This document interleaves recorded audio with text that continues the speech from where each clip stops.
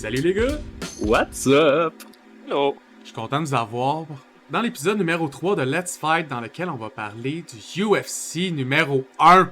Pas n'importe lequel, là. Celui qui a toute partie. L'ancêtre qui fait qu'aujourd'hui, on peut en regarder autant. Hein? Ça a commencé tellement simplement en plus. Simplement. On va réunir 8 personnes une soirée. Tout le monde se casse la gueule en 1h30. Puis après ça, on a un gagnant. 1h30, ça, c'est parce que fallait qu'ils jasent de ce qui se passait, parce que Oui. je faisais les combats. Si tu mets les combats bout à bout, c'est 22 minutes à peu près. À peu près. Ouais. Cette fameuse époque où on prenait pas en considération qu'on avait besoin de faire des pauses de quelques jours, voire quelques semaines entre chaque combat. Tu finis de te battre, tu te rebats. C'est ça la base, là. Eh non, c'est des gladiateurs, ces gars-là, je veux dire. Ils sont bons, là. C'est des Mais real, des vieux de la vieille. C'est pour donner le mérite à tout, tu sais, le Candente, là, quand il dit qu'il a gagné 63 combats. T'sais, après ça, tu regardais l'état des fighters rendu au deuxième combat, pis t'es comme, 63, hein? Ouais, c'est ça. Frank Duke, 52 victoires en une fin de semaine, t'es sûr? T'es sûr? Hein, ouais. Mais écoute, il a gagné un sabre, hein? On sait que c'est la base de l'approbation. Écoute, ben oui. N'importe qui. Écoute, tu peux pas aller comme ça acheter des sabres à gauche puis à droite. Là, voyons donc. Là. Je pense que c'est ça qu'ils Comme s'il manque comme en vendait sur récompense eBay. à UFC. Tu sais, que la ceinture devrait te donner un sabre, un sabre officiel. Ouais. Tu sais, t'es un warrior. Moi, avec Il la devait- ceinture, je donnerais des pantalons. Ben oui, des pens au moins. Chaque fois que tu gagnes, tu sais, t'as des ceintures, mais là, après ça, ils rajoutent des affaires. Tu sais, là, t'as la ceinture, là, t'as les pantalons, là, t'as fait un petit jacket. Ils t'habillent, tu sais. Un portefeuille avec la chaîne. Ouh! Ben, je veux dire, c'est dans le style, tu sais. Ok. À la fin, t'as Parce le qu'à droit un moment d'avoir donné, des il donne, wraps, là. T'as le droit d'avoir un peu de bandage sur les bras pis les poignets, tu sais. Ouais. Ça Mais on arrivera va te le jamais. dire, l'UFC One, là, c'était tout un événement. Un événement oui. historique qui a pu mettre les bases de ce qu'allait devenir le MMA. Puis, ceux qui ne le savent pas, d'ailleurs, la même année, c'était le début du Pancrase Fighting Championship au Japon. Ouais. Complètement inspiré de la WWE, du pro wrestling, mais où les combats ne sont pas arrangés. Ouais, c'est les moves de pro wrestling, mais t'essaies de faire mal à l'autre avec. Ouais, en tout cas, moi, j'ai écouté une couple de matchs, là, c'est vraiment étrange. C'est typiquement japonais, là, et pour être honnête avec vous autres, là, ça marcherait juste au Japon, là. Mais, je veux dire, en tout cas, les Japonais, tu sais, on les aime, sont spéciales. Changez pas ça. Ils aiment ça mettre des règles bizarres dans leur sport. Ouais. Comme, Ben, ça, je pense que c'est ça qui a fait la grosse différence entre ça pis le UFC 1. C'est UFC 1, c'est comme, ok, on va mettre pratiquement aucune règle. Les règles, c'est, tu crèves pas les yeux de ton adversaire parce qu'il en a besoin pour vivre le reste de sa vie. Pis tu mords pas parce que mordre, c'est laid. Ouais. Parce que les coups dans les parties étaient permis, là. Ouais. Ouais. Tu peux laide un bon nut kick. Good job. T'as littéralement le droit de puncher ton adversaire dans les bases, puis étrangement, il y a beaucoup de gens qui ont fait du UFC, mettons, 1, 2, 3. Je pense que c'était encore légal à ce moment-là, puis c'est des gens qui viennent, mettons, des arts martiaux plus qu'ils appellent street. Puis on s'entend quand tu fais des arts martiaux plus street, c'est tout le temps, genre, le gars il t'attaque, tu le kicks dans les bases ou tu le punches dans les bases. Puis très peu de gens se sont actuellement fait puncher et kicker dans les bases. C'est vrai. C'est ironique, tu sais. Ben, Sauf Joe Son. en art martial qui vient de la rue, justement, c'est très bon en close combat, mais dès que tu te pognes contre un kickboxer qui, lui, est habitué de contrôler la distance, bonne chance pour l'approcher, ou tu te pognes contre un grappler, lui, il veut juste ça, que tu t'approches. Ouais, c'est un peu space. Moi, je voulais peut-être commencer par dire que, oui, UFC 1, mettons, c'est un peu ce qui a parti de la chose, mais en fait, ça vient un peu des Gracie. Des années avant, les Gracie avaient, je sais pas si vous avez entendu parler de ça, ce qu'on appelle le Gracie Challenge. C'est que eux autres, ils challengeaient, mettons, parce qu'ils venaient d'arriver aux States, puis ils challengeaient des gens dans la vallée, mettons, ce qu'on appelle, mettons, la vallée des arts martiaux aux États-Unis, là, donc la Californie, où est-ce qu'il y a Hollywood, toutes ces affaires-là, c'est là où est-ce qu'il y a le plus d'arts martiaux. Puis ils challengeaient, genre, des gens pour faire des combats, justement, un peu comme UFC 1, avec leurs gars, pour montrer que ce qu'ils faisaient était vraiment de shit, t'sais. Fait que ça vient beaucoup de là. Tu peux aller voir, il y a des combats qui sont sur YouTube un peu, puis pour se promouvoir, ils vendaient ces fights-là en cassette. Ouais. C'est un peu de là que ça part. C'est normal. Ouais. Oui, puis en fait, c'était dans la continuité de ce que le grand-père Gracie Helio Gracie, justement, avait commencé à faire. Lui, il s'était fait entraîner par l'élève du créateur du judo. Ok. Euh, Shigeru ok. Kano, son prénom. je me souviens plus exactement, mais en tout cas, un de ses élèves à l'époque où il y avait eu une grande vague d'immigration japonaise au Brésil s'est retrouvé au Brésil. Puis il a rencontré les Gracie, qui était déjà une famille quand même assez implantée, assez importante au Brésil, à Sao Paulo. Puis il les a tous entraînés. Puis Helio Gracie, lui, il s'est rendu compte assez rapidement en pratiquant les quelques prises au sol que quand t'emmènes quelqu'un au sol, tu peux pas vraiment aller plus bas que ça. Fait que Non. tant qu'à ça, autant avoir la meilleure maîtrise au sol par rapport à ton adversaire, puisque ton but, c'est de l'empêcher de se relever et Ouais. de le soumettre au niveau du sol. Puis la légende veut que juste au Brésil, il ait fait plus de 500 combats et qu'il les a tous gagnés. Il y en a un seul qui l'a pas gagné, puis c'est contre justement un judoka qui était aussi un des élèves du créateur, qui était venu au Brésil pour accepter son défi, parce qu'à l'époque, il faisait les défis des Gracie au Brésil. Ouais. Puis ce combat a été terminé par le premier Kimura de l'histoire. Oh.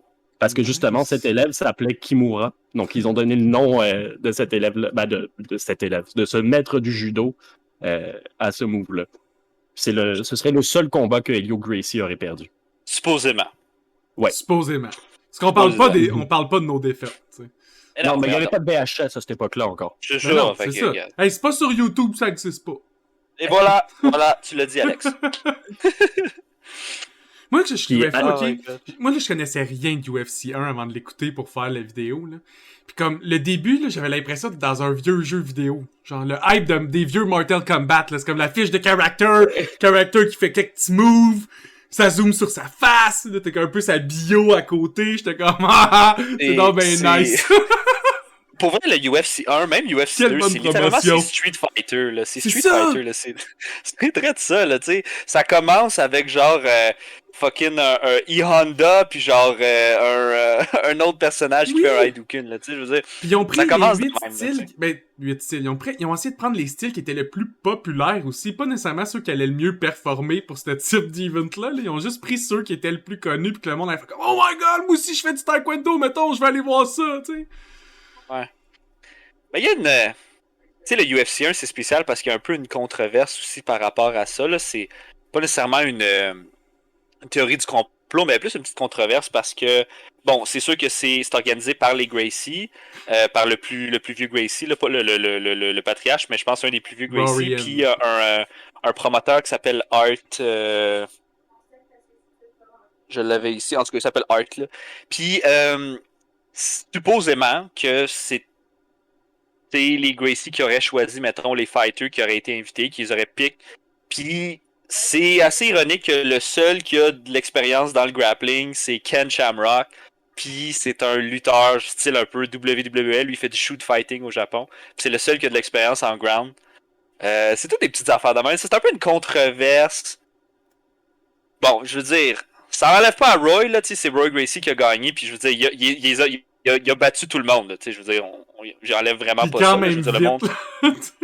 Il y a Assez beaucoup de choses, rapidement, là. il y a beaucoup de choses qui rentrent en considération par rapport à ça. Tu sais. Ouais, Bien ouais. entendu, Ben oui. la UFC, c'est une création des Gracie. Leur but, Ouais. c'était de promouvoir le Mhm. jiu-jitsu brésilien Ouais, aux oui. États-Unis en faisant un énorme buzz.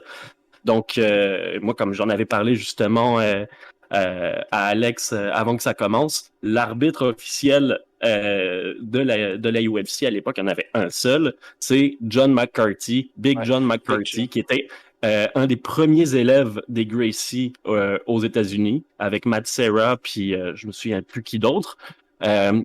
Puis c'était un des plus prometteurs, puis en plus, une armoire à glace de 6 pieds 4, 300 livres, faisait du bodybuilding en plus, il était policier. Il s'appelle Ce Big gars-là, John. C'est ouais, pas- Big John, c'est presque un euphémisme. Mais, Quasiment.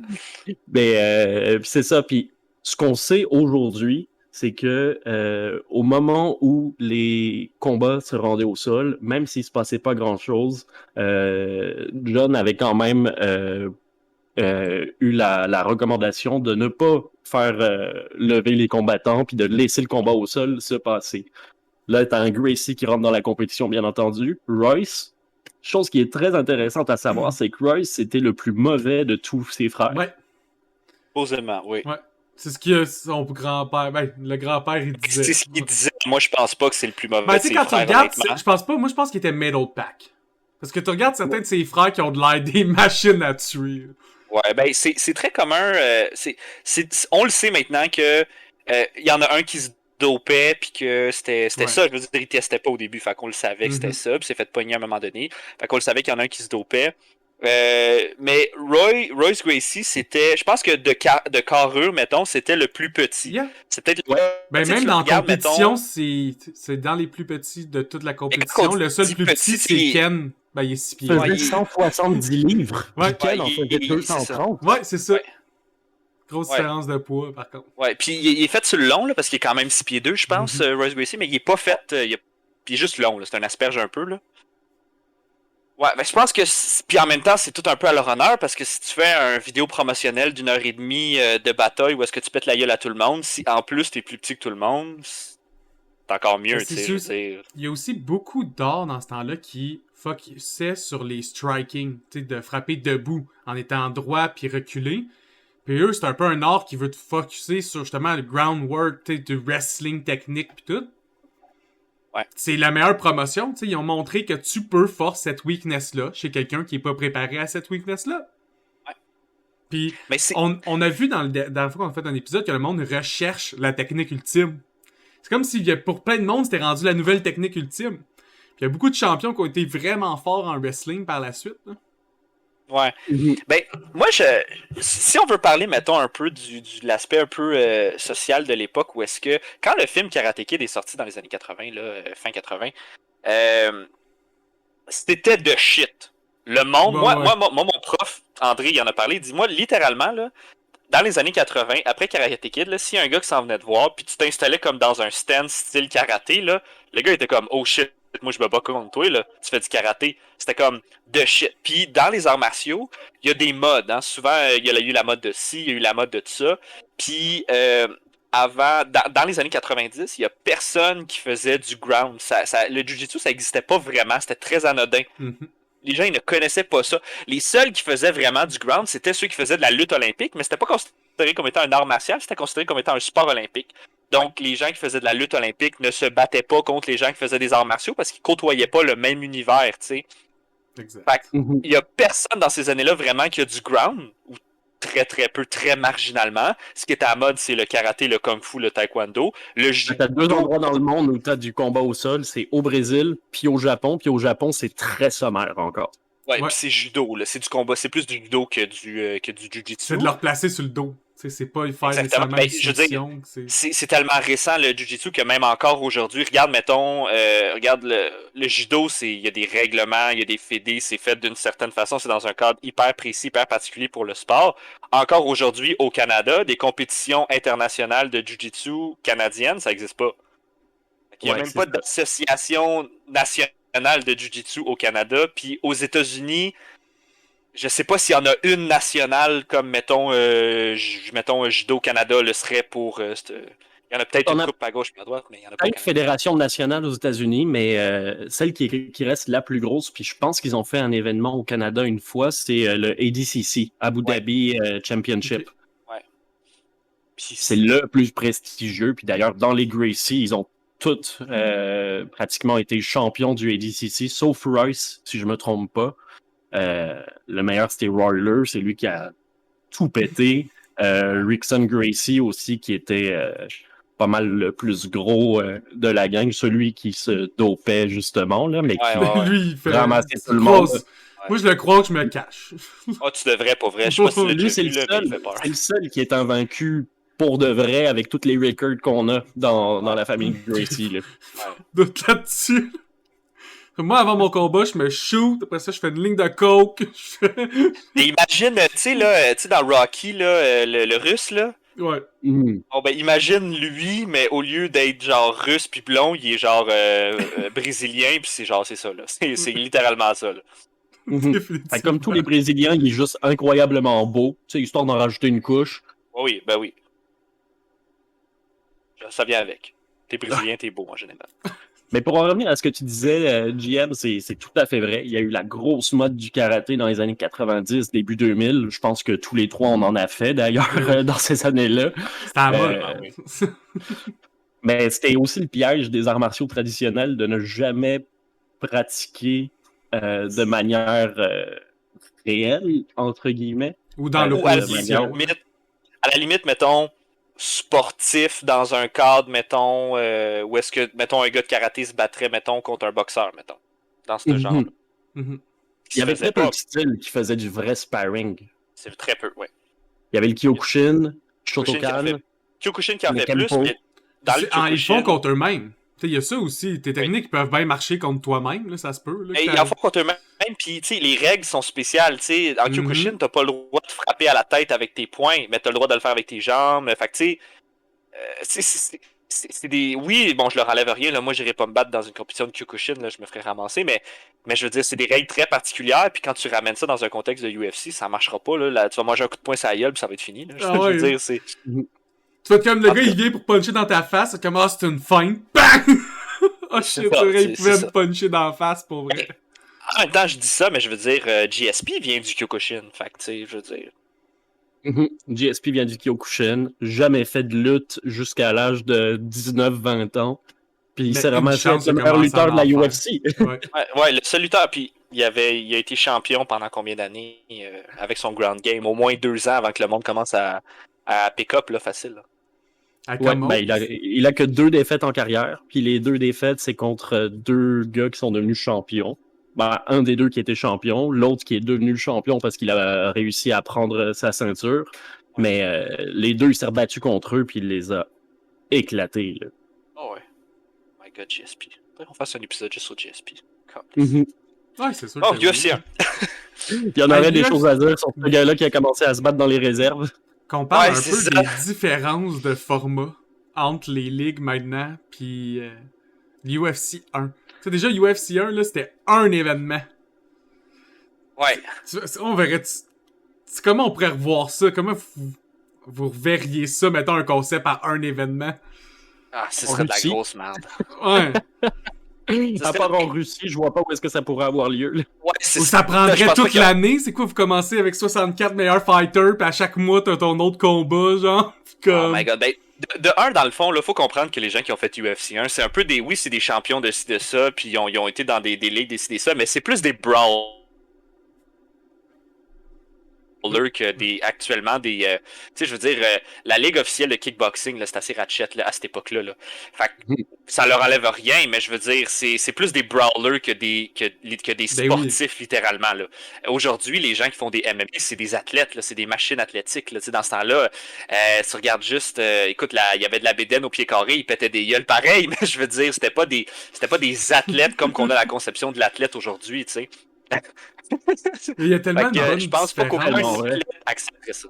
Parce que tu sais, on disait dans le temps aussi, dans le temps, tu t'entraînais juste dans ton style. Fait que, mettons, t'avais pas besoin d'être vraiment une machine, je trouve, physique absolue, tu sais, pour performer dans juste un style. Puis là, c'est que ça a évolué extrêmement rapidement. Il y a eu le premier 93 à aujourd'hui. C'est ça, mais tu sais, enfin, il y avait un événement, un tournoi dans lequel des arts martiaux très divers, très disparates pouvaient enfin s'affronter. On pouvait enfin savoir quel art martial était le plus efficace. Ouais. Bien entendu, tous les sports de poing-pied, c'est quand même relativement efficace. Mais là, t'as un gars qui se pointe avec un gi. Ouais. Puis que son seul but, c'est de faire des câlins. Jusqu'à mort. Et il éclate tout le monde. Déjà, ça, c'est un élément très, très, très important qui a changé assez rapidement dans la UFC. On enlève le gi. Parce que quand t'es couvert de sueur, tu glisses. Fait que ça te permet de t'échapper des soumissions. Mais avec, tu peux avec ce tissu-là, tu peux étrangler quelqu'un et tout. Tellement de choses que tu pouvais faire avec ça. Puis d'ailleurs, il permettait le gi aux combattants de Jiu-Jitsu. Si je me trompe pas, Ken Shamrock, qui lui voulait avoir ses souliers de lutte, justement pour avoir plus d'appui au sol, ils lui ont interdit de les avoir. Ouais. C'est vraiment, c'est encore dans les controverses parce que, écoute, tu vois la reine c'est un sol qui est mou, là, c'est du foam. Les gens, tu marches puis ils renfoncent littéralement dans le plancher. Puis la raison qu'ils ont fait ça, c'est parce que Gracie qui organisait ça, il voulait être confortable quand il allait être au sol, puis fait qu'ils ont mis ça là. Mais c'est un super gros désavantage pour tous les strikers. N'importe quel boxeur va te dire que c'est un slow, ce qu'on appelle un slow. Un floor qui est slow, c'est un floor où est-ce que t'as moins d'impact, tu sais, comme la puissance pour les boxeurs, pour les strikers, elle vient du sol. Tu peux pas passer, ta friction pousses est pas contre le bonne. sol, c'est ça, quand tu pousses contre le sol pour aller frapper, ben là, ta puissance est perdue de moitié, ta vitesse est moins vite. Fait que c'est sûr que ça donne un immense avantage aussi aux grapplers, qui en a T'as rien moins qu'un, peur puis de c'est- faire tes takedowns, t'as moins l'impression que tu vas te knocker, c'est plus facile d'aller attaquer les jambes, tu peux te pitcher au Ah oui, puis sol il plus portait pas facilement. de gants, là. Ouais. Il portait pas de gants. Il y en avait Rien- un seul ouais. qui avait des gants, il en Art avait un. Ouais, il s'appelle Art Art Jimerson. Jimerson, ouais. Un gant de Intéressant. boxe. Fait intéressant d'Art Jimerson, c'est actuellement un très bon boxeur. Ouais, ben il était une Puis- étoile montante à l'époque, là. Il y avait Ouais. des super bons combats, comme des combats très payants à venir. Ouais. Mais lui, écoute, il a jamais vu ça venir de un. Il a jamais vu quelqu'un faire du jiu-jitsu de sa vie. C'est un boxeur. Fait que lui, il a jamais vu ça. Il fait même. Tu sais, il se tient même pas avec du monde qui font des arts martiaux. Il a jamais vu ça. Quand le gars qui a sauté dessus puis il est tombé à terre, il a fait comme ok, ben fuck off, ça sert à rien. Il a tapé, là, c'est tout, là. Je veux dire, il y avait des fights qui s'en venaient pas avec des vrais fights de boxe à haut profil qui s'en venaient. Il allait pas juste comme se faire mal ou à la limite. Il a juste tapé comme... avant même que la soumission Ouais. soit faite. Eh oui, ça sert à rien, là. C'est pas. Il a vu qu'il allait pas s'en aller, il a tapé. Ben, ça donne que UFC 1, ça l'a pogné, mais je veux dire, qui aurait pensé que ça allait vraiment pogner, là? Je veux dire, c'est juste un freak de l'humanité Ben que ça a tout le pogné monde, même, là. c'est pas pour rien que Street Fighter pognait déjà comme jeu d'arcade puis Mortal Kombat pognait, là. Tout Ouais. le monde avait envie de savoir c'était qui les meilleurs fighters. Tout le monde avait envie de voir c'était quoi le mieux. Ouais. Si tu les kids dans Karate Kid, tu ce que nous on apprenait, tu Ouais. Pourtant, ça n'a pas empêché l'organisation d'être en faillite après seulement 5 ans après. Là. Elle a été ouais. vendue, si je me trompe pas, pour 2 millions ou 1 million à Zuffa, justement.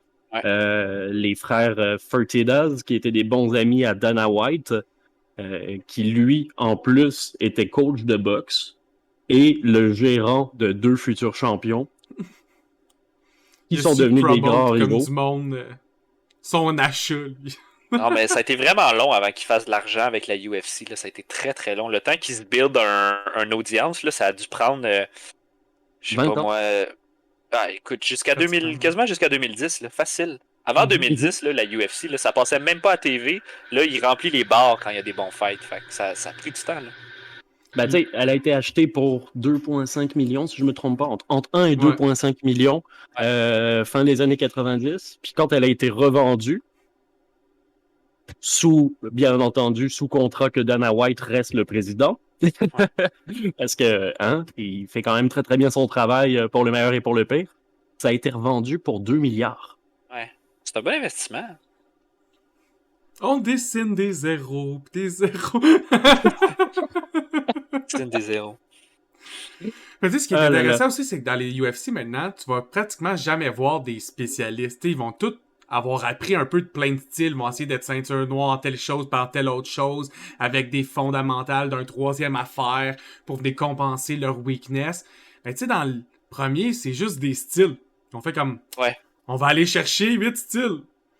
Ouais. Ça, j'ai envie qu'on en parle. Avant qu'on parle des fighters, là, vous, quand vous voyez ces styles-là à l'époque, t'sais, comme mettons quand vous étiez kid, là, qu'est-ce que vous auriez pensé qu'il a gagné entre kickboxing, karaté, savate, sumo, shoot fighting, taekwondo, jujitsu, puis boxing? On s'est fait vendre toute notre enfance que les sports de pied-point, c'était ce qu'il y avait de plus efficace, que ce soit avec la boxe, qui était quand même le sport de combat le plus écouté sur la planète, que ce soit avec Jean-Claude Van Damme, qui nous montrait comment kicker derrière ta tête. On les avait, ces modèles-là, là, qui nous disaient tes poings, tes pieds, il n'y a rien de mieux. Moi, dans ce temps-là, ben, en tout cas, moi, je l'ai vu en 2000. Là. Je veux dire, je l'ai pas vu en 93, j'avais 2 ans. Mais moi, j'étais convaincu que le gars de sumo allait gagner. Parce que moi, Ouais, dans ma parce qu'il tête, était j'étais juste vraiment comme... plus big. J'étais Le sûr gars, qu'il il allait éclater s'assoit tout le sur monde. toi et t'es mort, fait qu'il va gagner, tu sais. Mais non. Moi, je me J'avais disais pas juste raison. comme il y a personne qui va le knocker, puis lui, comme chacun de ses coups va faire exploser ses adversaires, tu sais. Ouais, peut-être. Quand j'ai vu c'est la première fois que j'ai vu cette fight-là, c'était un des seuls fights de UFC 1 que j'avais vu, tu sais, le combat il dure comme 23 secondes. C'est ridicule. Gérard Gordeau, en plus, qui est Ouais. grand, maigre, même pas musclé, qui a de Non. l'air de rien du Il a tout. de l'air de rien du tout. Avec une swastika sur le bras. Fait qu'il y a plein de gens qui pensaient que c'était un néo-nazi. On va commencer avec ça, justement, c'est le premier fight de l'événement. On va faire du fight par fight, puis parler de qu'est-ce qu'on Oh pensait my du God. fight et compagnie. Le premier, Ce c'est Gérard fight-là. Gordeau contre Taylor Tooley, ok? Un expert de la savane contre un expert sumo. 6 pieds 5, le sumo 6 pieds 2, mais une différence de 200 livres. 216 livres contre 410. Je pense que À leur peser.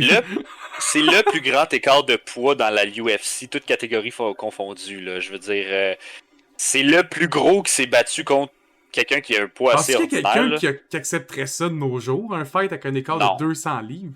Vraiment pas. Ça donne que... Ça s'est fait au Japon. Ça s'est fait au Japon. Ils faisaient beaucoup de freak fight, de freak show comme ça. ouais.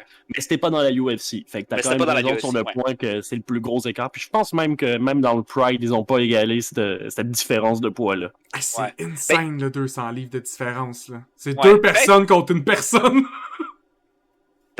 Littéralement. Mais pas intéressant, le Taylor Tooley, dans le fond, c'est un acteur, ok, aujourd'hui. Mhm. Il s'appelle Taylor Willy. Il a joué dans une couple d'affaires à Hollywood à gauche et à droite, mais il a actuellement une carrière de sumotori. Elle n'est pas incroyable, mais quand même, il a quand même une carrière. Donc, on peut actuellement dire que c'est effectivement un vrai sumotori. Puis, Mhm. il était quand même pas pire. Il a une bonne carrière. Ça s'est quand même bien passé, son affaire. Arrive justement dans cet octogone-là, avec Gérard... son nom de Gardo. famille de Gérard. Gardo, Gérard ouais. Gordeau. Puis écoute, le gars, il a de l'air de rien. Il a juste l'air d'un pas fin. Il a de l'air thug, là. Il a de l'air d'un gars qui est comme moi, je me suis battu toute ma vie dans la ruelle, tu sais. Et en plus, il fait le salut traditionnel de la savate. Fait que De toutes les juste sides. pour rajouter, juste pour en rajouter sur la théorie, tu sais. Oh ouais, écoute. Le combat dure 26 secondes. Mais je trouvais ça parce que ça commence avec le vrai style sumo. Tu sais, t'es là, essaye ses claques. Tu sais, il essaie de faire les palm push. Ben, Mais tu sais, il se fait juste déstabiliser en même pas 10 secondes. Puis il tombe à genoux parce que Chris. Un bon coup de poing sur la mâchoire, il tombe sur le côté, puis après ça, Coup de on pied voit d'en Gérard face. Gordeau qui regarde l'arbitre parce Comme- qu'il s'attend à ce que ouais. l'arbitre arrête le combat. L'arbitre lui dit non, continue. Fait qu'il se crée Ok. un coup de pied. Stalker kick dans la face. 2 dents restent plantées dans son pied. Ah. Il y en a Le- une comme- qui revole tellement loin que t'entends le commentateur faire wow! Ouais, c'est ça. Puis Bill dodge. Superfoot Wallace, qui était commentateur, il est sorti puis il a dit quand je suis là puis je dis wow, c'est parce que je me suis penché parce que j'ai vu des dents revoler. Là, je suis comme wow, mon Dieu, il y a des dents qui ont revolé dans le public. Et c'est à ce moment-là que tous les commanditaires se sont ils ont juste fait comme Non. ok, on commandite plus cette histoire-là, c'est de la grosse merde. Et pas intéressant, après qu'il ait donné son esti de coup de pied dans la gueule, après ça, Gordo, il en a sacré une. Je pense qu'il a sacré une gauche. Puis il s'est cassé la poing. main. Il s'est cassé la main en fessant dans la face de ce sumo-là. Ça aurait pas pu juste mal tourner de même, là, je veux dire. C'était. Le fight, il dure 27 secondes, il y a un gars qui perd la moitié de ses dents, pis l'autre, il se défonce Il se le casse poignet, la pis il tête. se rentre des dents dans le pied, man. Let's my God. fight! Et c'est là qu'un peu la controverse aussi, elle commence. Ben, elle commençait déjà, mais là, c'est là que la controverse, elle commence parce que là, les arbitres, ben, l'arbitre, il arrête le fight. Bon, sépare les fighters, commence à checker le sumo, commence à s'assurer que tout est correct, pis tout. Gérard, lui, est juste comme, ah fuck, je me suis fait mal à la main, tu sais. Puis là, finalement, elle décide d'arrêter le fight parce que je veux dire, ça n'a pas d'allure, c'est Gorse, whatever. Puis il décide que c'est Gérard qui gagne, même si le sumo, Taylor Tooley, Monsieur Tooley, il était comme, ben ouais, on continue, le fuck off, là, j'ai plus de dents dans la gueule, je veux dire, je peux plus les perdre, on continue. Puis on dit non, non, non, non, non. Et la légende veut, la conspiration veut que, en voyant ça, les gens auraient fait comme, ok, mais comme, ça sera pas un fight le fun si Gracie faut qu'il tombe au sol avec un sumo de 400 livres, que quand tu y punches dans la face puis tu lui casses des dents, il s'en calisse. Fait que on est mieux d'arrêter ça là. T'sais. Supposément. Ça, c'est ce que la controverse le veut. Est-ce que c'est ça que c'est fait ou ils ont juste fait comme Chris, ça n'a pas d'allure depuis dans la gueule? Pour être fair à Gérard, parce que dans son autre fight, je vais en parler plus tard, mais tu sais, il y a eu un lock où la personne est tombée à genoux et elle n'a jamais été capable de se relever. Ever. Je pense pas qu'à la vitesse que Taylor se relève, il aurait été ever capable d'être sur ses pieds de nouveau. Non, c'est sûr que non. À chaque fois qu'il aurait fait un mouvement vers le haut, il se serait fait kick dans la face. Puis comme, il aurait perdu sa mâchoire à un moment donné. Là. C'est pas juste ses dents. Le fight était fini. Soyons honnêtes, le 25 secondes, ça a suffi aussi pour qu'il soit complètement essoufflé. Là. Ouais. Oui. Oh ouais. Il s'est fait exploser. J'ai jamais vu ça. Écoute, je pense qu'il a pris 4 respires dans tout le combat, puis à la 3e respire, il a respiré un pied d'en face. Là, fait que... ça se peut que c'est pour ça qu'il était... Ah, quel premier fight de UFC, absolument. J'ai comme loupé ce kick-là, je pense, 10 fois, parce que c'est le hit qui est rentré le plus fort de tout l'événement, je pense. Écoute, moi j'ai jamais vu... Moi, j'en ai mangé des coups de pied d'en face, là, puis j'avais toujours un mouthpiece, là. Je sais pas si le gars, il avait un mouthpiece, là. Il y en avait plus au moment où il était par terre. Il y en avait plus au moment où il était par terre, ben voilà. Voyons donc, c'est la première fois que je vois quelqu'un... Ah, combien de dents il a brisé, on le sait-tu? C'est-tu 4, 5, 6? Ben, il y en a 2 dans le pied, il y en a une qui a revolé minimum. Il y en avait une dans la main, me semble, il s'est duct-tapé le poing avant son combat contre Gracie ensuite. Ouais, ben ça m'était cassé, là, évidemment. C'était tellement trash. Même quand il arrive contre Kevin Rosier, il a déjà le pied bandé puis la main bandée parce qu'il ouais. Il gagne quand même. Oui.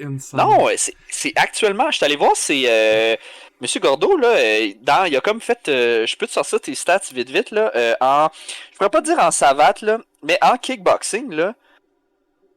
Oh, il était très legit. Ouais, vraiment. Tout un fighter, mais tu sais, les Néerlandais, ils nous ont prouvé là, que... Hey, faut pas oublier, là, il est 6 pieds 5. Il a de la longe, il a les bras longs en plus. Là. Comme souvent, il est capable de te hit d'en face bien avant que toi tu sois rentré dans sa zone.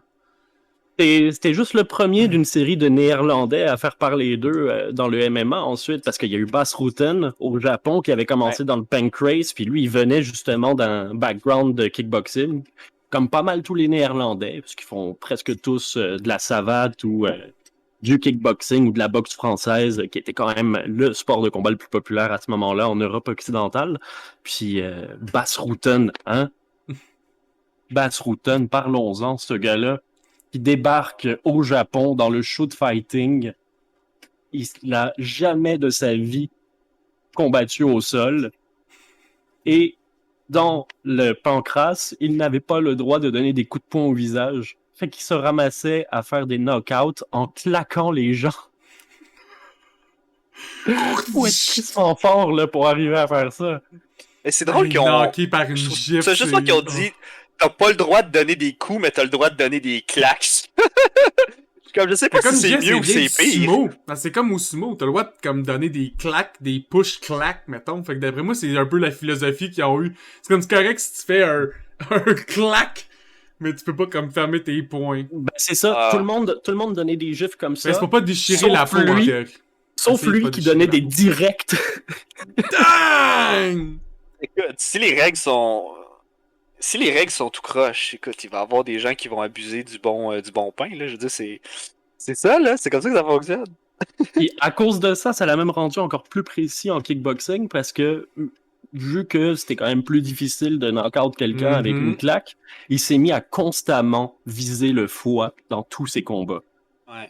À un point tel que dans un combat où un gars lui donnait des coups de poing dans le visage et où l'arbitre ne réagissait pas, il a fendu le foie de son adversaire. Ouais. C'est extrêmement dangereux. J'ai mal juste à y penser. Ah ouais, puis c'est pas juste, tu sais, comme mettons, tu sais, un bras qui casse, là, bon, c'est plate, là, mais c'est quand même une bonne convalescence, ça guérit quand même relativement bien, là. Un foie, là, déchiré, là, bonne chance, man. Rétablir de ça, les là, organes ça doit internes, être long, c'est là. vicieux, là. Ah ouais, pis c'est long, là. Comme... Imagine-tu, tu sais, mettons, là, moi j'ai le bras cassé. Une fois que j'ai le plâtre, là, c'est pas trop pire. Tu sais, ça fait peut-être mal un peu, mais c'est pas la fin du monde. Ton foie, il est scrap. Là, t'es pour. Comment tu fais pour manger après ça? Tu sais, c'est ça qui est horrible, là. En tout cas. Comme tout est pénible. Tout devient encore Ouais. plus pénible d'une shot. Ah, Le deuxième ouais. fight, c'est le fight que j'ai trouvé le plus égal de tout l'événement. C'est Kevin Rosier contre Zane Frazier, kickboxing contre karaté, 6 pieds 6, 6 pieds 4, 230 livres contre 260 livres. Deux big dudes sont punchés dans la face pendant 4 minutes, genre. Pis ça se voyait qu'ils étaient essoufflés à chaque 3 coups, genre. Les 3 coups, les deux étaient morts sur un gros câlin de wrestling. Ils restaient là 30 secondes. Ils se redonnaient 3 gros coups. Ils allaient faire un dodo sur le mur.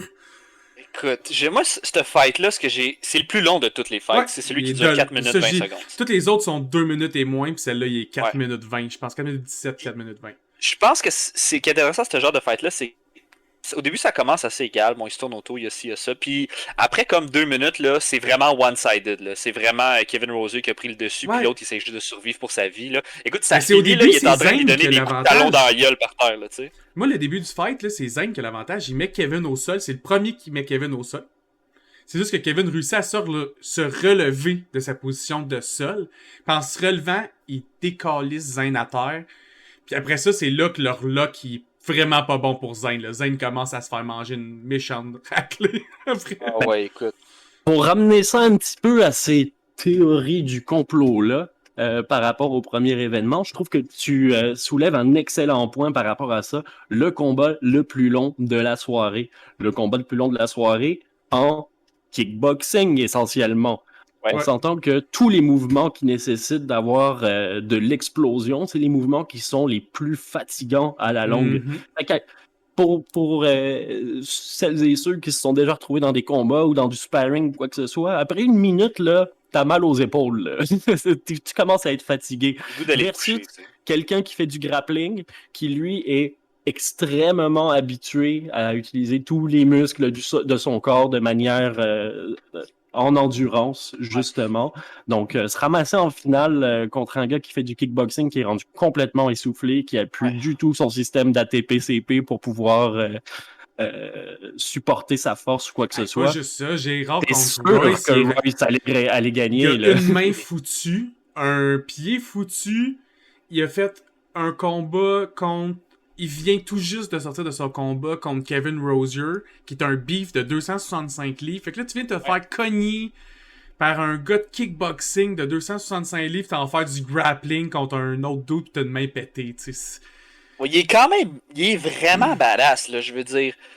Bon, Une vraie j'apprécie machine. peut-être pas le reste de sa carrière nécessairement, puis le personnage qu'il Ben non, est, mais je veux c'est ça. dire, à ce moment-là, je veux dire, C'était fuck, le... man. C'était le heel parfait. Il était vraiment le méchant parfait, je trouve, pour l'histoire de Royce dans l'UFC 1.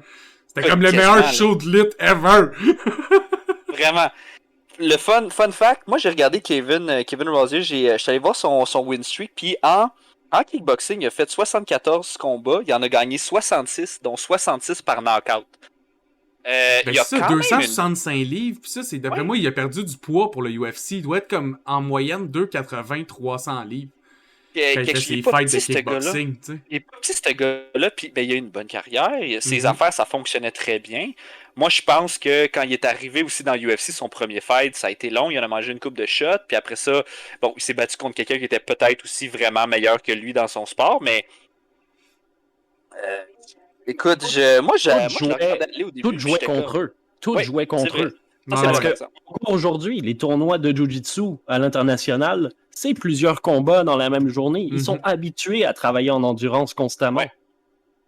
Ben, Ils c'est ce sont qu'on appelle un peu habitués à ne pas manger de shot aussi. c'est ce qu'on appelle un peu le. Moi, j'appelle ça le rythme. Le rythme, mettons, tout ce qui est grappling, pis ces choses-là. C'est plus un marathon.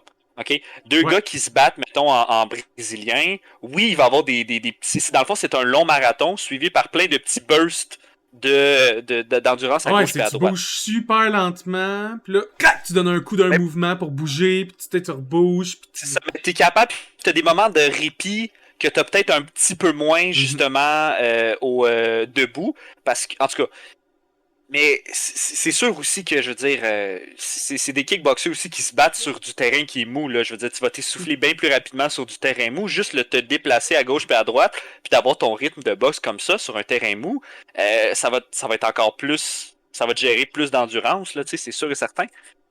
Tout est fait contre ces gars. Tout était contre eux autres, ces gars-là. Hey, fight numéro 3. Sans être des combats arrangés, on peut quand même tous s'entendre pour dire que les règles avantageaient majoritairement. En fait, c'est pas les règles, c'est les grappling. conditions. Parce que les règles, c'est que crève pas les yeux pis mord pas, mais les conditions avantageaient le grappling à 1000%. Là. Le contexte était très favorable. Puis tu sais, pense-y 2 minutes, là. Tu mets dans un ring des gens, il n'y a pas de round. On s'entend que dans tous les sports, il y a des rounds. Puis la raison qu'il y a des rounds, c'est justement pour se recentrer, puis après ça, repartir sur le combat. Parce que si tu fais juste continuer non-stop, c'est là que ça devient plate à regarder. Là, il n'y a pas de temps. 5 minutes. La raison pour laquelle il n'y a pas de temps. C'est ça. La raison pour laquelle il n'y a pas de temps à ce moment-là, c'est parce que les Gracie, eux autres, ça les avantage énormément. Moi, je me pogne avec un gars qui fait du brésilien. Je suis capable de toffer un bout, mais si lui il est capable de se battre pendant 15 minutes, moi, je suis désavantagé en tabarouette, là, mais lui, 15 minutes, il va être content parce que quand il va commencer à faire ses moves, l'autre, il n'aura plus rien, il sera plus capable de rien donner. Fait que... C'est un sport de combat où tu dois miser énormément sur la patience. Là. C'est pour ça qu'on compare énormément ce sport-là aussi, le Jiu-Jitsu, aux échecs. Je sais pas si vous regardez un peu de compétition de Jiu-Jitsu brésilien, parce qu'aujourd'hui, ils sont rendus à des niveaux incroyables qui n'ont plus aucun rapport avec le Gracie Jiu-Jitsu. Puis quand je parle de Gracie Jiu-Jitsu, c'est justement le Jiu-Jitsu brésilien classique, de base, où t'as très peu de prise avec les jambes, mais c'est essentiellement au niveau des bras que ça se fait, puis beaucoup d'étranglements et tout ça. Et les Gracie, eux autres, c'est les maîtres dans le Jiu-Jitsu de base. Je reviens avec Rickson Gracie, justement, qui était le meilleur de cette brochette de frères-là avec Royce. Rickson, lui, il est réputé pour ne rien faire de flashy avec son Jiu-Jitsu, mais il pète tout le monde quand même. Alors qu'aujourd'hui, on est rendu avec des équipes de compétition comme la fameuse Danaher Dead Squad. John Danaher, qui est justement l'élève de Renzo Gracie, donc un des frères en question, puis qui a été l'entraîneur principal en grappling de Georges Saint-Pierre. C'est lui qui a fait de Georges Saint-Pierre la machine qu'on connaît aujourd'hui au niveau du grappling, là, au point où il est capable de tenir et même de soumettre des champions du ADCC. Il y a un excellent niveau, là. Puis le Danaher Dead Squad, ils se sont développés pour ne pas faire de la compétition de points, donc de ne pas gagner les matchs en faisant des points, en avançant ta position ou quoi que ce soit, mais en misant tout sur la soumission. Fait qu'ils ont développé le meilleur système de leg lock, de soumission de jeu de jambes, qui est pas permis, et ils pètent tout le monde. Ils sont tous champions. Toute l'équipe. Tu sais, quand t'es le seul à faire quelque chose puis que tu le fais extrêmement bien, tu sais, c'est comme n'importe quoi. Tu sais, si tu joues à un MOBA, puis là, soudainement, il y a des nerfs qui se donnent, puis il y a des buffs qui se donnent, puis là, soudainement, il y a quelqu'un qui devient trop buffé, puis là, tout le monde commence à jouer avec. C'est normal. Tu sais, on est vraiment bon pour optimiser les choses, puis dans le sport, c'est comme un des great equalizers qu'on a dans le monde. Puis à ce moment-là, ce qui est le fun, c'est que c'est tellement nouveau que c'est pas un sport, c'est quasiment un freak show, tu sais. Puis là, t'arrives quelqu'un que il y a justement tous les éléments pour que ça fonctionne en sa faveur. Puis en plus de ça, il y a la meilleure façon de les take down. Ça n'a pas été long, là. Écoute, je pense que Roy Gracie, là, dans tout le match, là, écoute, son premier match, ça a duré 2 minutes 18. Après ça, c'est 57 secondes contre Ken Shamrock. Puis après ça, c'est 1 minute 40 contre Gerard Gordo. Le gars s'est pas battu 5 minutes. En 3 fights. C'est pas battu 5 minutes en comme 1h30 de show, là. Ouais, ça a duré à peu près aussi longtemps que le combat il a le plus long jamais de la mangé soirée. hit non plus. Ouais. Exactement, c'est comme... Écoute, il a pas reçu l'affaire, là. un coup. Je pense qu'il a donné un coup de pied même pour comme essayer de tasser une personne dans son premier round, mais justement, on est rendu au fight numéro 3 contre Royce Gracie contre Art Jimmerson. Jimmerson, il y avait un gant de boxe. Il lève sa garde en boxe. Royce donne un coup de pied comme vers le genou. Art descend sa garde. Il donne 2-3 coups de pied vers les jambes pour continuer à descendre sa garde. Il fait un câlin de wrestling. Callis Hart à terre, Hart tap. Double leg takedown, rear naked choke. Il a paniqué rendu au sol. Il voulait même. On voit il a Royce même pas qui essayé. commence à grimper vers lui pour aller lui faire un étranglement. Lui, il tape tout de suite. Écoute, il a gagné tous ses combats avec un double leg takedown puis un rear naked choke. Ouais. C'est fou. C'est ça. La simplicité des fois. Hey, écoute, c'est des fois quand t'as pis. Ouais, vas-y. 4e fight. Ken Shamrock, qui était le prospect à gagner. Je pense qu'il était quasiment dans les prospects à gagner. Les commentateurs, c'est celui qui pensait qu'elle allait gagner l'événement. Là. Ouais, ben ils étaient champions. Du compte après qu'ils auraient pas dû faire en sorte que Ken se ramasse en demi-finale, mais plutôt qu'il se ramasse en finale. Ouais, c'est ça. On peut regretter, ça aurait fait une meilleure finale. Il était contre Patrick Smith, expert de taekwondo. C'est triste pour lui parce que Patrick Smith, il a pas été capable de faire un fucking kick. Pas un! T'es un expert de taekwondo! Ton fight, il dure genre 2 minutes, t'as pas plugué un kick. Ouais. Le boxeur, il a pas plugué un punch, je veux dire. Il s'est fait pogner en wrestling, pis il a jamais été capable de s'en aller de là, pas été capable de placer son kick, soumission. Mais pour la défense de Ken, le shoot fighting, on avait l'impression, quand on regardait ça à l'époque, que c'était truqué ou quoi que ce soit, mais c'était actuellement un excellent sport de combat, parce que ça aussi, ça a mis les bases pour le MMA. Au Brésil, à la même époque, tu avais ce qu'on appelait le Vale Tudo, qui était le grand tournoi de MMA, ça ressemblait beaucoup au pancras, justement, au shoot fighting. Puis les combattants de Vale Tudo étaient constamment en guerre contre les Gracie. Les Gracie ont fini par gagner. Ils ont exporté leur sport aux États-Unis. Puis au même moment, ça explosait au Japon avec le shoot fighting. Puis Ken, quand il s'est fait soumettre par Royce, après ce combat-là, il s'est dit non, plus jamais. Plus jamais. Puis c'est pour ça que la UFC double 2, la dose de stéroïdes. C'est pour ça qu'au UFC 2, Ken s'est ramassé... Non, il s'est pas ramassé en finale. Ken, c'est contre un qui combat se battait. spécial. Un combat spécial, me semble. Dans le fond, c'est le gars contre qui se battait, c'est Patrick Smith. Patrick Smith, là, lui, c'est un gars de taekwondo. C'est le gars de taekwondo qui a perdu justement le... Ouais, il s'est fait ramasser, il s'est fait faire un leg lock, le pire leg lock que j'ai jamais vu de ma vie par Ken Shamrock. Puis après ça, il a comme réalisé, après avoir vu ça, que là, ça y prenait plus que ce qu'il y avait. Et là, il est allé travailler son ground game, il est allé travailler ses trucs. Puis à UFC 2, il s'est rendu jusqu'en finale. Écoute, il a battu là, un gars qui faisait Scott, là, quelque chose Scott. Je pense que c'est un des combats les plus brutals qu'il y a pas, parce que l'autre, c'est un ninja qui a jamais fait de vrais combats de sa vie, ou très peu, j'imagine. Il se pointe contre un gars qui s'est entraîné pendant 1 an, puis qu'il a une bonne défense de ground. Le gars, il arrive pour le grappler, il a mangé 18 shots à la gueule, puis après ça, il a mangé comme 5 coups de coude d'en face, des drops d'en face comme ça. Puis les 2 derniers coups qu'il a mangé, il réagissait plus, il remontait même plus sa tête, il était juste comme... Ah oui, tu voyais sa tête qui rebondissait sur le sol, là. C'est un plancher mou, là. C'est un plancher mou. Ça donne le bounce pour frapper plus fort. Ah ouais, puis ce qui fait peur là-dedans, c'est que les arbitres, dans UFC 2, c'était Big John. Lui, dans le fond, il s'est dit, t'as pas le droit d'arrêter tant que l'autre bord, ils ont pas lancé la serviette ou lui, il a pas tapé. Le gars, il est à terre, il est inconscient, puis l'autre bord, ils ont pas lancé la serviette. La raison pour laquelle le gars, il a arrêté de fesser dessus, c'est juste parce qu'il entendait les gars de l'autre bord crier, lancer une serviette, ok, c'est fini. Puis que le gars, il répondait plus, puis il était complètement dans le cadre. C'est la raison pour laquelle il a arrêté. Mais il y a personne qui a lancé de serviette, puis l'arbitre l'ait pas arrêté. S'il avait continué, là, le gars, il serait peut-être mort aujourd'hui, là. En plus de ça, pour tous ceux qui décideraient de revoir ce combat-là, quand il y a des close-ups sur Ken Shamrock, la première chose que tu vois, c'est le champ de fraises sur ses épaules. Ouais. Puis ça, oui. C'est un signe très marquant d'abus de stéroïdes. Oui. Ouais, mais UFC, là, 1, 2, 3, 4, 5, il check personne. Je veux dire, c'est sûr que tout le monde va être dopé, puis lui, c'est un lutteur. C'est sûr qu'il faut qu'il... C'est sûr qu'en quelque part, c'est ça, là. C'est quand même drôle que Ken a fait un leg... 230 livres, là, avec 4% de gras, là. Ouais.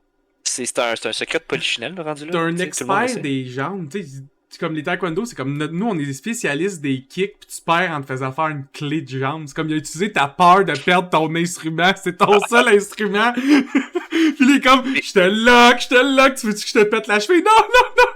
C'est assez ironique. Fait qu'après ça, c'est les demi-finales. Parce qu'évidemment, elle n'a pas le temps d'attendre dans cet event-là. Tous tes combats sont finis, tu remontes.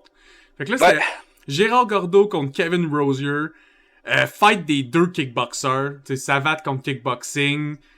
Il y en a un qui commence avec le poignet chier, 2 dents dans le pied. Puis l'autre, il est juste essoufflé d'avoir fait le fight qui est aussi long que toutes les fights de Royce réunis. L'autre, il a juste le diabète. Tu vois que tout le monde est pas bien, là, tu sais. C'est drôle tout le monde en a arraché. Dans cette fight-là, là, Kevin, il commence, là, il donne bien plus de coups. Il essaye, il donne tout, mais Chris, ses coups ont pas l'air de connecter. C'est comme, tu vois que pour Gérard, c'est comme, il fait juste des mini deflections pis ça a pas l'air de faire mal. Puis Gérard fait juste en donner comme 1 pour 4, mais ses coups, ils ont l'air de rentrer en... Ouais, pis écoute, moi, j'ai été surpris parce que moi, je m'attendais, je suis comme, le gars, il a un pied de pété pis une main de pété, je veux dire, comme, c'est sûr qu'il va se faire ramasser par le gars qui pèse 260 livres, là, je veux dire, le gars, il... Mais non, j'ai été vraiment surpris. Puis Monsieur Gordeau, c'est tout à votre honneur parce que Callis, j'étais sûr que t'allais te faire ramasser. Fait que félicitations d'avoir fait ça. Si je trouve ça parce qu'il a juste, tu sais, du moment dans le fond qu'il a touché la grille, il s'est juste arrangé pour qu'il tombe à genoux. Puis après ça, Gérard, il prenait un pas de recul. Puis à chaque fois que la personne essayait de se relever, pack dans la face. Puis après ça, le gars, il tombe à terre. Il se relève. Prends un pas de recul, parce qu'avec le pas de recul, tu peux pas le grappler, tu peux pas jouer à terre, pis du moment que t'es presque debout, BAM! Il t'a rechoté dans la face. Mais c'est le gros problème, là, parce que quand tu fais du kickboxing, t'as les cordes peuvent te donner une petite propulsion pour que tu puisses t'échapper à gauche ou à droite, ou même pour pouvoir éviter les coups. Là, t'as un grillage derrière toi. T'es bloqué par un mur. Tu peux même pas prendre d'élan ou quoi que ce soit pour pouvoir frapper. Ouais. De toute façon, quand même que tu courais vers l'autre personne, tu cours dans le mou. Fait que tu cours comme 2 fois plus lent que tu cours normalement. Fait que... Tu cours dans Telatuli. C'est ça, tu cours dans le Telatuli. Il y a des télas couchés partout sur le plancher. Et on a fait un plancher de Telatuli. Ça coûte cher. Suivi après ça du fight qui aurait dû être la finale, Royce Gracie contre Ken Shamrock. J'ai trouvé ça hot parce que Royce a pas attendu 1 seconde. Il savait que Ken, c'était probablement son adversaire le plus redoutable qu'il y avait ce tournoi-là pour son style de combat à lui. Il commence avec un takedown. D'habitude, là, les 2 autres fights, il fait du jeu de jambes au début pour changer la garde de son adversaire. Puis après ça, il takedown. Non, Ken, là, ça fait comme go, il plonge. Plonge dans ses jambes instantanément. À ce moment-là, Royce, il sait que son ground game, il est meilleur que Ken Shamrock. Même s'il se retrouve sur le dos... C'est ça. Mais il a peur de 2 affaires. Il a peur que le gars commence à lui donner des coups de poing, parce que je veux dire, Ken Shamrock, il est fort. Là, c'est pas des coups de poing qui vont. Ça va faire mal. Puis l'autre affaire, c'est qu'il sait qu'il y a un peu il y a un peu de ground, mais il veut tout de suite s'en aller là où est-ce que lui est confortable, parce que de toute façon, à la longue, il va l'avoir, il le sait. Fait que la minute qu'il se tient proche de lui, bon, on enlève les coups de poing, on enlève les coups de genoux, ces affaires-là, déjà, t'en enlèves beaucoup à Ken Shamrock. Puis là, après ça, t'es rendu dans un peu son bout où est-ce que la longue game, tranquillement pas vite, d'aller chercher le dos qui a pris tout de suite. Puis là, il y a une autre controverse là-dessus parce que là, lui, il a tapé. Mais supposément... Ouais, c'est ça. Puis là c'est là que lui, Ken Shamrock, il aurait supposément dit que ça allait être comme un 2 de 3 où il allait avoir des rounds, quelque chose comme ça. C'était comme compliqué ou... En tout cas, il a essayé un peu de se justifier par rapport à ça, mais Royce Gracie l'aurait clairement choqué en allant chercher sa ceinture ou le bas de son gi, qui aurait donné un avantage dans cette situation-là. Je veux dire, tant qu'à moi, il l'aurait choqué de toute façon, là, mais... En tout cas, ça rajoute encore un peu à la controverse de ça. T'as beaucoup de drama, je trouve. Parce que, tu sais, ils ont été à wrestling debout un bout dans cette fight-là, tu sais, il dure 2... Sur 59 secondes. C'est ça. La moitié du fight sont debout. Les 30 premières secondes, après le takedown, il fonctionne pas. Les deux sont debout en wrestling pendant 30 secondes. Sauf que Royce pousse Ken vers la grille. La seconde que le dos à Ken a touché la grille, ça a fait un mini comme pushback.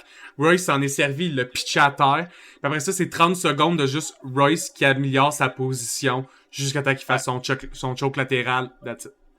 Ouais, parce que en plus de ça, pendant des années et des années, le grillage dans le MMA, dans la UFC, c'était aussi un immense avantage pour les Mhm. grapplers. Aujourd'hui, ils ont développé des techniques pour... En fait, non, c'était un désavantage pour les grapplers parce que ça pouvait les aider l'adversaire à se relever.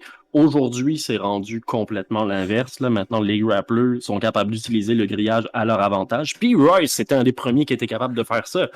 L'événement est créé par sa famille. Il a eu l'occasion de se pratiquer dans Mais ils ont l'octogone. pas, Ben oui, c'est sûr. c'est sûr et Voici certain, là, le je veux dire, mur Tesla. Ah, mais il savait quel genre de tapis. Tu sais, je veux dire, un moment donné, là, t'as inventé quelque chose. C'est sûr que tu connais un peu les crosses en commençant, là, c'est normal, là. Ça l'aide. Demande à un développeur de jeu s'il connaît les hacks pour le fun, tu sais. C'est ça, tu sais, comment il fait pour cheater le jeu, tu sais. Bon, C'est déjà- on dit ça, mais Il a faut pas non gagné plus pareil. faut pas enlever à César ce qui revient à César. Ben oui. Royce a gagné. Puis les Le combats, ils étaient Jiu-Jitsu, super le fun à regarder aussi. Ces gens-là, ils étaient au courant des règles, ils étaient au courant de comment ça allait se passer, ils étaient Yes. au courant de qu'est-ce qu'il allait avoir, ils ont accepté pareil, puis ils ont accepté le challenge pareil. À tout moment, ils auraient juste pu dire non, ça n'a pas d'allure, je me retire. Ils l'ont pas fait. Hey, moi, gros Puis il a shout-out à gagné. Kevin Roger. Meilleure diction ever. Meilleur sens de l'entrevue pour un gars en 93 que sa job, c'est de faire du fighting en 93. Ils mettent la caméra dessus, il parle fucking bien. Il est comme, ouais, moi, je pense revenir l'année prochaine. Tu sais, j'avais sous-estimé telle affaire, telle affaire. C'est fou qu'il est comme pas knocké, pas fait.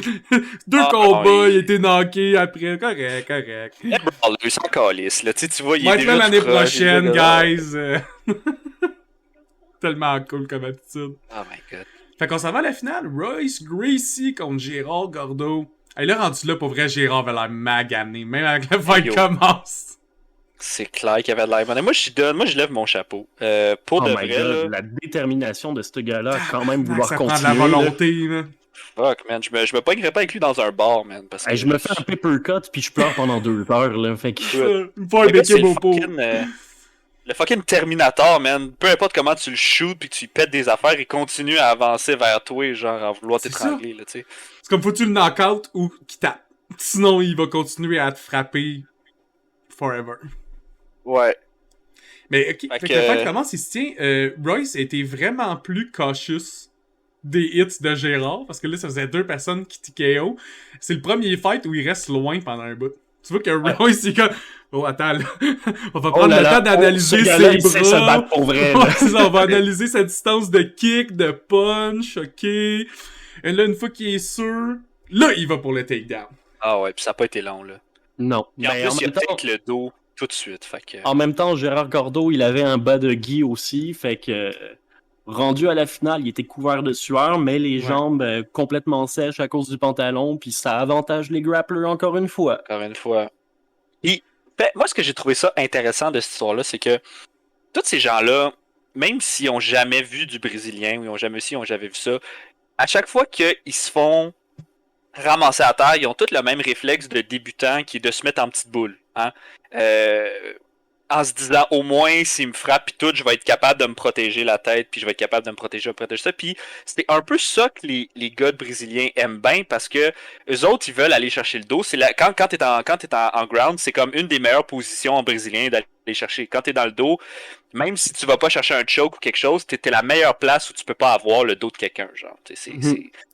C'est Le move juste panda, de même. là. T'sais, les pandas, C'est ils ça, ont fait que compris le ça il y gars- a genre Fait que 2000 là, à un ans. moment donné, il y a comme, c'est ça, panda. Fait que là, à un moment donné, le gars, il est là, puis il est comme, ok, je suis au sol, mais je vais me protéger le mieux que je peux, fait que je vais me mettre en petite boule. Mais lui, il sait pas que c'est exactement ça qu'il veut, puis que c'est exactement dans tu sais, qu'il soit dans la garde, mettons, de Roy Gracie, ou qu'il soit par-dessus, whatever, tu sais, c'est correct, il aurait pu un petit peu plus s'en sortir, mais comme, la seconde qu'il a grippé le dos, là, je veux dire, c'est une question de temps, là, je veux dire, premièrement, il peut pas Je vais te prendre en enlever... full choke. Il peut pas l'enlever de sur son dos, c'est impossible. C'est quand même qu'il aurait été entraîné, il aurait pas été capable de l'enlever déjà en partant.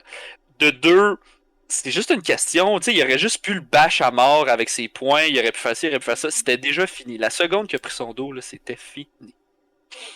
Et il a toffé un bon 30 secondes, mais après ça, Il l'a mordu. On s'en rend pas compte parce que c'est toute une question d'illusion d'optique, bien entendu. T'as Royce Gracie qui est le plus petit de ses frères, Mhm. qui se bat contre que des gars qui font 200 livres en montant et qui Ouais. font toutes plus que 6 pieds 1. Ah, Fait que surtout que déjà, les 6 pieds juste à 5. cause de ce contraste-là, t'as l'impression qu'il est pas fort. Mais la réalité derrière ça, c'est que c'est un gars qui fait du jujitsu depuis qu'il a 4 ans ou 3 Ouais. ans. Yes, pis à tous les Ces jours, là. gars-là Pas un sont peu pour le fun. réputés. là.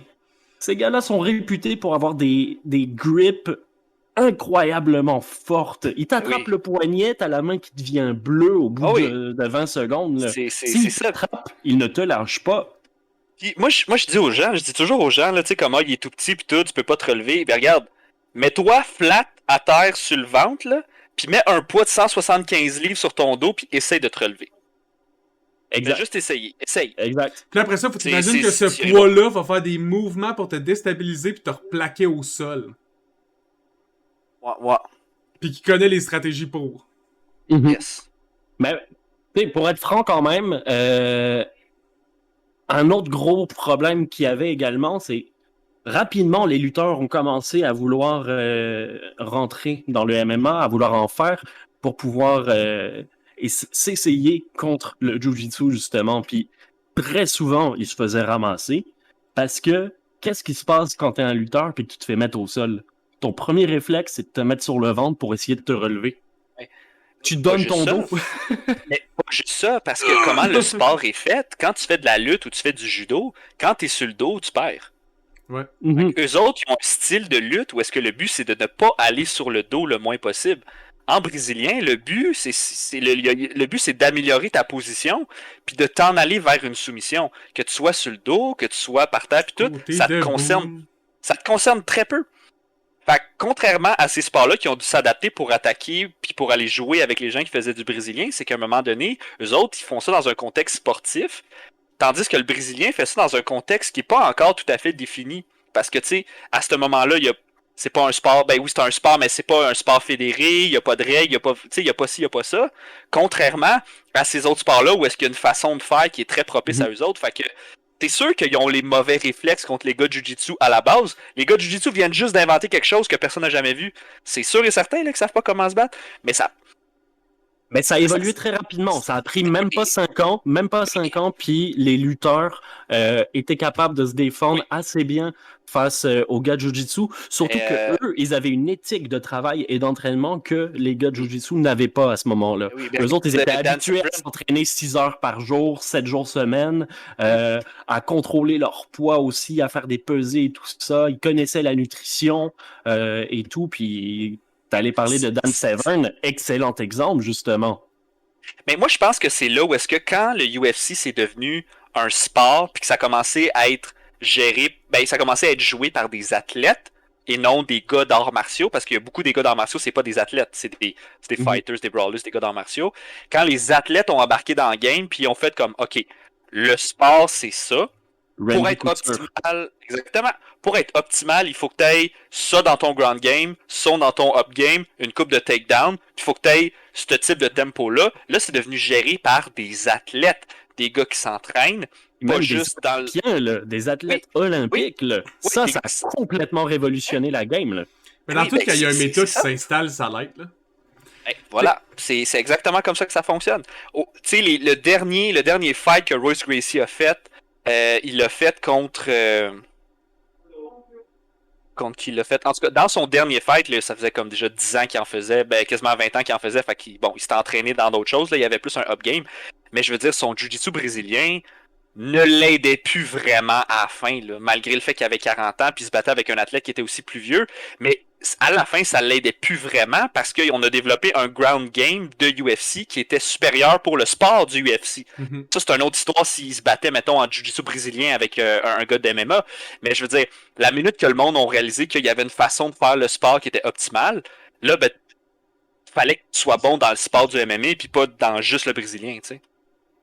Ben oui, pis c'est ce qui fait qu'aujourd'hui, t'as des gens que depuis qu'ils sont nés, ça existe, la UFC, fait qu'ils s'entraînent dans l'art du sport de la UFC, pis qui sont excessivement bons. Tu prendrais ces fights comme des fighters qui sont moyens, tiers-list, probablement. T'es fait combattre contre les anciens combattants, pis je pense qu'ils gagnent tout. Oui. Ben, parce que maintenant, là, moi, avant, tu faisais la UFC parce que tu venais du karaté, tu venais du brésilien, tu venais du ci, du ça. Maintenant, tu peux juste aller faire du UFC. Tu peux commencer en UFC, puis ils vont juste te trainer en UFC, puis tu peux aller jusqu'au bout de ça sans faire vraiment du brésilien ou du karaté ou du ci, du ça, ou de la boxe, whatever, tu sais. Tu peux le faire. Si tu le fais, tant mieux pour toi. Tu sais, si t'as une belle base en Muay Thai, tant mieux pour toi. Mais t'es même plus obligé de le faire parce que les champions, ben, ils ont des bons gyms maintenant, ils ont des gyms, ils envoient des athlètes, qui font des combats pis tout. Fait que, tu sais, on est capable de juste recréer ces athlètes-là juste en faisant du MMA. Le premier gym de MMA de l'histoire, c'est Ken Shamrock qui l'a créé. Il a créé The Lion's Den avec son frère adoptif qui sont devenus pas mal ennemis par la suite. Puis il y avait d'autres gars aussi dans The Lion's Den qui sont devenus pas mal tous des champions poids lourds au Pride, au Pancras, puis dans la UFC. Et qui donnaient pas mal de fil à retordre justement aux autres grapplers parce que eux, ils faisaient pas mal tous du grappling sous la tutelle de Ken Shamrock. Puis Ken, lui, il faisait venir du monde d'un peu partout. Il a fait venir du monde qui faisait du jiu-jitsu. Il a fait venir des kickboxers et tout. Il voulait transformer son équipe en véritable combattant de MMA. Puis son frère, justement, Frank Shamrock, est considéré comme le premier vrai combattant de MMA extrêmement complet. C'est beau, ces histoires-là, je trouve, de voir comment les choses ont évolué. Bon, après ça, il passait aussi 2-3 moments par jour à se mettre une seringue dans les fesses, mais... Ça vient avec la popularisation des sports. Quand les sports, ils commencent, faut qu'il y ait des stéroïdes impliqués. Puis là, quand le monde, il développe le méta puis comment être bon sang, là, tu rentres les règlements anti. Anti-stéroïdes des fesses. Moi, c'est tout ce que j'avais à dire sur UFC numéro 1. Est-ce que vous avez des choses à rajouter, les gars? Moi, je pense qu'on a fait pas mal le tour parce qu'il faut qu'on s'en garde pour UFC 2, guys. Ben ouais, puis tous les autres épisodes qu'on a de prévus, parce qu'on a une méchante belle liste. Fait qu'au plaisir de se voir sur une vidéo, tout le monde. Puis les gars, on se revoit bientôt. Certainement. Bye bye. Lakers by Alex.